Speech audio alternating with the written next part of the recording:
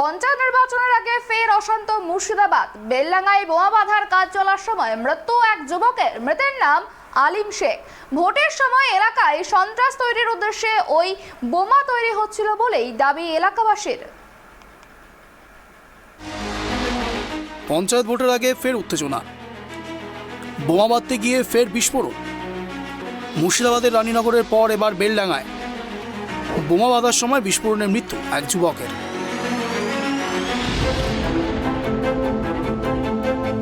Vote ঘিরে ফের মৃত্যু মুর্শিদাবাদে। বেলডাঙ্গায় বোমা বাঁধার কাজ চলার সময় বিস্ফোরণে মৃত্যু এক যুবকের।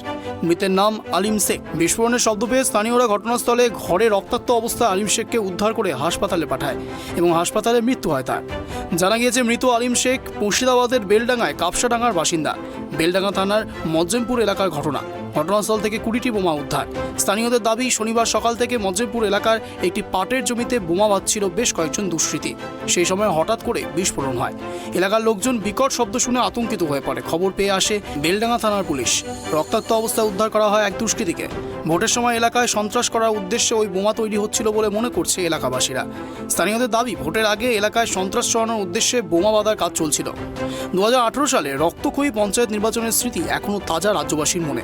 5 বছর পর ফের রাজ্যে নির্বাচনের বাদ্যি বেঁধেছে। পঞ্চায়েত ভোটের নির্ঘণ্ট প্রকাশ হওয়ার পরই রাজ্য জুড়ে অশান্তির বাতাবরণ। রাজ্যের বাতাসে ভাসছে বারুদের গন্ধ। অশান্তি নিয়েই শাসক বিরোধী তরজা তুঙ্গে। বিরোধীদের অভিযোগ, এক দফায় নয় কয়েক দফায় কেন্দ্রীয় বাহিনীর কড়া নজরদারিতে পঞ্চায়েত ভোট করতে হবে। দেখছি সচক্ষে এখন সকাল 9টার সময় মধ্যমপুর বাগানীপাড়া নতুন পাড়া আর কি, ওখানে বোমের সরঞ্জাম নিয়ে সেখানে বোম তৈরি করছিল। সেই বোম তৈরি করতে করতে সেই বোম বাস্ট হয়ে যায়।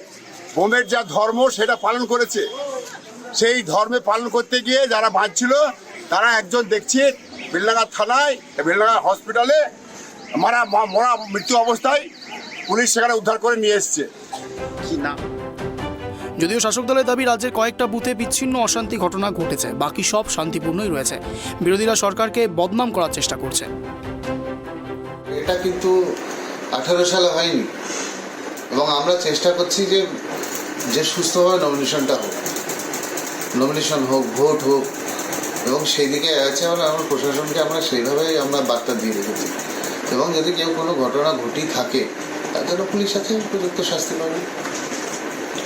এই ভোটের আগে এরকম একটা দুর্ঘটনা, সেই ব্যাপারে কি বলবেন?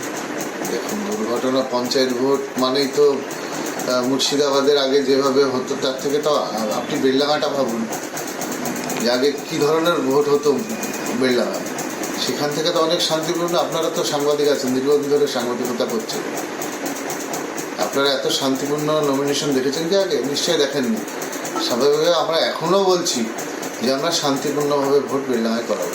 বিরোধীরা যে দাবি করছে যে তৃণমূলরা বাধাচ্ছিল, মানে তৃণমূলের লোকজন, সেটা পুলিশ তদন্ত করুক, তারপর তো বোঝা যাবে যে যদি তৃণমূলের লোকও বাঁধি থাকে তার শাস্তি পাবে। কেন্দ্রীয় বাহিনী মোতায়েন নিয়ে মামলা গড়িয়েছে হাইকোর্টও। বেশ কয়েকবার আদালতে ভৎসনার মুখে পড়তে হয় রাজ্য নির্বাচন কমিশনকেও। আদালত রাজ্যে কেন্দ্রীয় বাহিনী মোতায়েন নির্দেশ দেয় কমিশনকে। রাজ্য নির্বাচন কমিশনের তরফে প্রথম দফায় 22 কোম্পানি কেন্দ্রীয় বাহিনী চেয়ে স্বরাষ্ট্র মন্ত্রকের কাছে চিঠি দেয়। শনিবার ত্রিস্তর গ্রাম পঞ্চায়েত নির্বাচনে রাজ্যে এসে পৌঁছল কেন্দ্রীয় বাহিনী। শুরু হয় রুট মার্চ।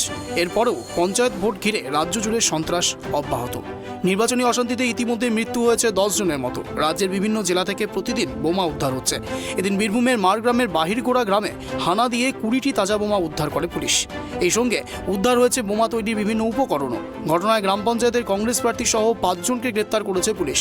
শুক্রবার রাতেও বোমাবাজিতে উত্তপ্ত হয়ে উঠেছিল মুর্শিদাবাদের রানীনগর। দফায় দফায় উত্তেজনা ছড়ায়। বোমাবাজি ও গুলি চালানোর অভিযোগ উঠেছিল। বোমাবাজির ঘটনায় ইতিমধ্যেই 2 জনকে গ্রেপ্তার করেছে রানীনগর থানার পুলিশ। মুর্শিদাবাদ থেকে বিনয় রায়ের রিপোর্ট, 5 টিভি।